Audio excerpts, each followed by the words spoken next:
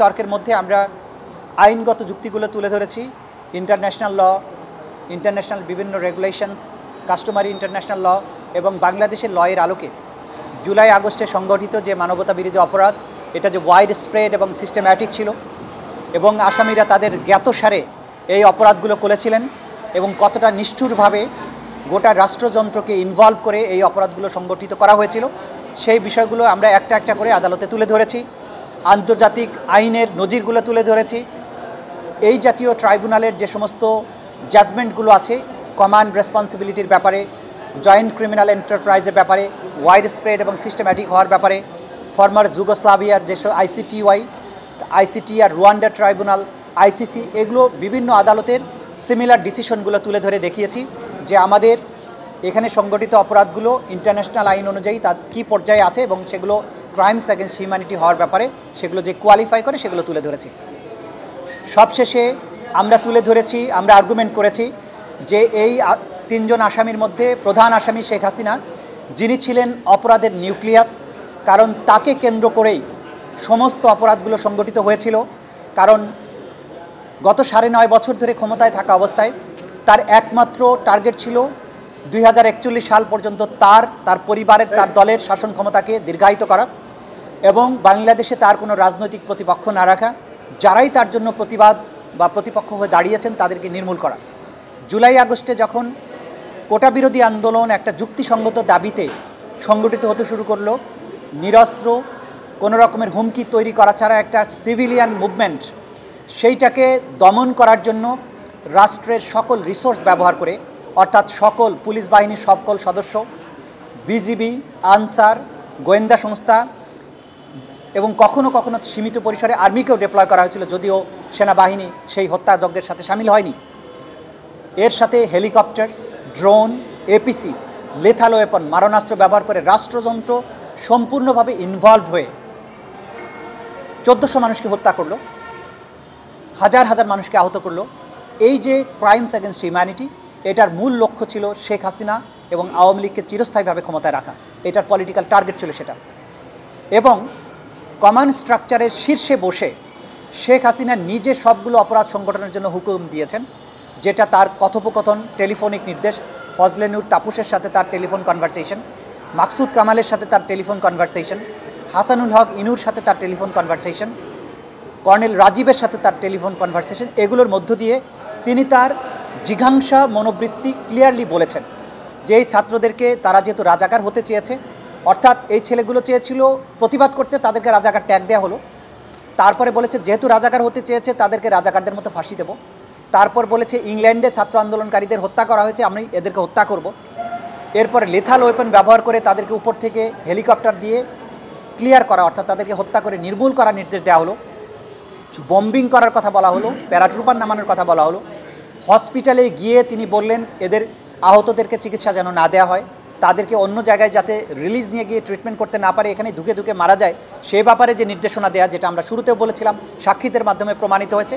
তার এই জিঘাংসার মনোবৃত্তি এবং তার পেছনের যে চরিত্র, সেগুলো তুলে ধরেছি। ঘটনা ঘটার পরে বাংলাদেশ থেকে অপরাধ সংগঠনের পরে পালিয়ে যাওয়ার পরেও ভারত থেকে তিনি ক্রমাগত এই আন্দোলনকারীদেরকে তিনি হত্যার হুমকি দিয়েছেন।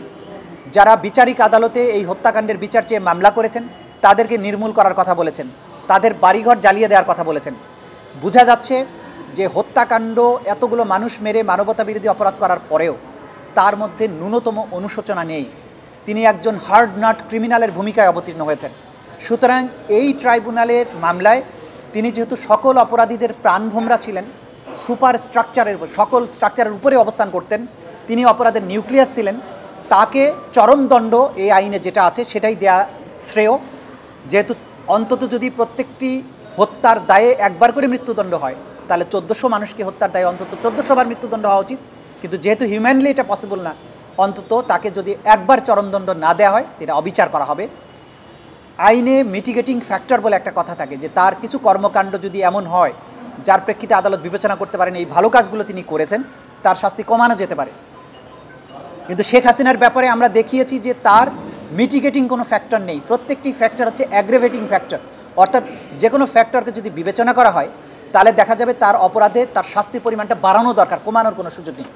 সুতরাং তার ব্যাপারে আমরা বলেছি যে তাকে চরম শাস্তি দেয়াটা উচিত এই আইনের এই বিচারের মধ্যে। দ্বিতীয় আসামি আসাদুজ্জামান খান কামাল, তিনি গ্যাং অফ 4-এর সদস্য ছিলেন। তার বাসায় বসে এই হত্যাকাণ্ডের পরিকল্পনা করা হয়েছে, ড্রোন মোতায়েনের সিদ্ধান্ত হয়েছে, হেলিকপ্টার মোতায়েনের সিদ্ধান্ত হয়েছে এবং তিনি নিজে গ্রাউন্ডে গিয়ে দেখেছেন সঠিকভাবে হত্যা করা হচ্ছে কিনা। তাকে ভিডিও দেখানো হয়েছে, তিনি বলেছেন যে গুলি করি, তাকে যখন বলা হয়েছে যে গুলি করি একটা মরে একটাই যায়, বাকিটি যায় না স্যার, অর্থাৎ তিনি জানতেন যে গুলি করে মানুষ মারা হচ্ছে এবং সেই মারার বিষয়টা ভিডিওতে দেখানোর পরে তিনি তাদেরকে আরও ফার্দার কীভাবে মারা যায় সেভাবে ডাইরেকশন দিয়েছেন, তাদেরকে শাস্তি দেওয়ার, তাদের প্রতিরোধ করার কোনো ব্যবস্থা করেননি। এর বাইরে তিনি সাংবাদিক সম্মেলন করে শিশুদেরকে যখন মারা হচ্ছে, 233 জন শিশু মারার বর্ণনা আছে, সাংবাদিকরা প্রশ্ন করেছেন, তখন তিনি বলেছেন এরা শিশু না, এদের বয়স বেশি হয়ে গেছে। অর্থাৎ হত্যাকাণ্ডকে তিনি জাস্টিফাই করেছেন, শিশু হত্যা তো আছেই, হত্যাকাণ্ডগুলোকেই তিনি জাস্টিফাই করেছেন। তার ব্যাপারেও কোনো রকমের অনুকম্পা দেখানোর সুযোগ নেই। কমান্ড স্ট্রাকচারে তিনি দ্বিতীয় পজিশনে ছিলেন, পুলিশ বাহিনীর উপরে তিনি ছিলেন, বিজিবি এবং পুলিশের সর্বময় কর্মকর্তা তিনি ছিলেন, মন্ত্রী ছিলেন, সে কারণে তার ব্যাপারেও আমরা চরম দণ্ড দেওয়ার কথা বলেছি। অ্যাপ্রুভারের ব্যাপারে বলেছি যে তিনি যেহেতু আইন অনুযায়ী আদালতকে তথ্য দিয়ে সাহায্য করেছেন, সত্য উদ্ঘাটনে সাহায্য করেছেন, তার ব্যাপারে আদালত যে দৃষ্টিভঙ্গি নেবেন সেটা আদালতের ব্যাপার। এর মাধ্যমে আমরা এই দীর্ঘদিনের এই সাক্ষ্য প্রমাণ আমি শেষ করেছি। ক্ষতিপূরণের ব্যাপারে বলেছি, যেহেতু যারা শহীদ হয়েছেন তারা হয়তো কেউ পরিবারের সবচাইতে ব্রাইট, তারা পরিবারের আলোর প্রদীপ ছিলেন, তাকে কেন্দ্র করে পরিবারগুলো স্বপ্ন বুনেছিল, ভবিষ্যতে পরিবারের দায়িত্ব নিতেন তারা। সুতরাং এই পরিবারগুলোর ক্ষতিপূরণের জন্য আসামিদের সম্পদ থেকে সম্পদ নিয়ে তাদের ক্ষতিপূরণ দেওয়া উচিত।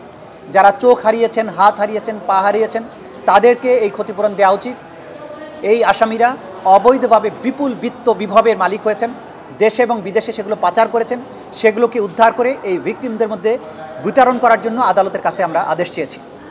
এবং সবশেষে আমরা যেটা বলেছি যে রাষ্ট্রযন্ত্রকে পুরোপুরি ব্যবহার করা হয়েছিল এটার জন্য, কিন্তু আমাদের একটা দেশপ্রেমিক বাহিনী আছে, সেনাবাহিনী, যাকে বাংলাদেশের জনগণ সবসময় ভালোবাসে, তাকে দেশপ্রেমিক সেনাবাহিনী বলে। তাদেরকে রাস্তায় দেখলে মানুষ তাদের বুকে জড়িয়ে ধরে, আবেগে চুমু খায়, ফুল দেয়। তারা কিন্তু মাঝখানে ঢাল হয়ে দাঁড়িয়েছিলেন যখন পুলিশ নির্বিচারে মানুষ মারছে। 3রা আগস্টের পরে সেনাবাহিনী এই ছাত্র জনতার মাঝখানে এসে দাঁড়ান এবং তারা এদেরকে সেভ করার চেষ্টা করেন। আমরা বলেছি যে মিরপুরে পুলিশ যখন ছাত্রদের গুলি করে মারছিল, মাঝখানে কিন্তু সেনাবাহিনী দাঁড়িয়ে তারা উল্টো পুলিশ বাহিনীর উপরে ফাঁকা গুলি বর্ষণ করে তাদের ডিসপার্স করেছেন। বিচ্ছিন্ন বিক্ষিপ্তভাবে হয়তো কোনো ঘটনা ঘটেছে, কিন্তু অ্যাজ এ ফোর্স তারা একটা বিরাট ভূমিকা পালন করেছেন, সেটার কথা আমরা আদালতে তুলে ধরেছি। সব কিছু মিলে এই বাহিনীটা ছাড়া বাকি সমস্ত রাষ্ট্রযন্ত্রকে তারা ব্যবহার করেছিলেন এই অপরাধ সংগঠনের ব্যাপারে। সুতরাং এটা একটা সুস্পষ্টভাবেই মানবতা বিরোধী অপরাধ। এর চরম দণ্ড নিশ্চিত করার মাধ্যমে ভবিষ্যতে বাংলাদেশে এই ধরনের কোনো হত্যাকাণ্ডের সুযোগ যাতে আর তৈরি না হয়, কোনো স্বৈরশাসক ভবিষ্যতে আর কখনো নিজের জনগণকে, সিভিলিয়ানদেরকে হত্যা করার দুঃসাহস না দেখায়, সেইটা করার জন্য এই বিচার যাতে ভূমিকা পালন করে, এই রায় যাতে ভূমিকা পালন করে, সেটা আমরা আদালতের কাছে প্রেয়ার করেছি। শেষ কথা আমরা আপনাদের মাধ্যমে জাতির কাছে বলতে চাই যে আমাদের প্রতিশ্রুতি ছিল জুলাই আগস্টে বাংলাদেশে যে মানবতা বিরোধী অপরাধ সংগঠন হয়েছে তার সুষ্ঠু তদন্ত এবং সঠিক ন্যায় বিচার নিশ্চিত করা, এটা আমাদের অঙ্গীকার ছিল। আমরা আশা করি সেই অঙ্গীকার রক্ষা করতে পেরেছি। আমরা আদালতে এমন ক্রিস্টাল ক্লিয়ারভাবে তাদের অফেন্স প্রমাণ করেছি, এমন দৃঢ় প্রমাণ শৃঙ্খল উপস্থাপন করেছি, হিমালয়ের মতো দৃঢ়, হীরের চেয়েও স্বচ্ছ, ক্রিস্টাল ক্লিয়ার এভিডেন্স। এই এভিডেন্সের মধ্য দিয়ে কেউ বলতে পারবে না যে তার প্রতি কোনো অবিচার করা হয়েছে। দুনিয়ার যে কোনো আদালতে, আন্তর্জাতিক আদালত, আইসিসি সহ দুনিয়ার যে কোনো আদালতে এই সাক্ষ্য প্রমাণকে যদি নিয়ে যাওয়া হয় তাহলে প্রত্যেক আসামির সর্বোচ্চ দণ্ড নিশ্চিত হবে, এটা আমরা দৃঢ়ভাবে বিশ্বাস করি। সুতরাং ব্যক্তিগতভাবে কাউকে ভিক্টিমাইজ করা নয়, কোনো প্রতিহিংসা নয়, ইতিহাসের একটা মীমাংসা এবং ভবিষ্যৎ বাংলাদেশকে নিরাপদ করা, ভবিষ্যতের স্বৈর শাসকদের জন্য সতর্ক বার্তা দেয়া, কেউ যাতে আপন জাতির সন্তানদেরকে, সিভিলিয়ানদেরকে হত্যা করার দুঃসাহস কখনো না দেখায়, এই বিচার তার একটা চূড়ান্ত রায় হবে এবং এর মাধ্যমে আমরা এর কনক্লুশন টানছি। আপনাদের সবাইকে ধন্যবাদ। আদালত যে কোনো রায় দিতে পারে, সেটা আইনে ব্যাখ্যা করা আছে, আমরা এই ব্যাপারে কথা বলছি। Thank you.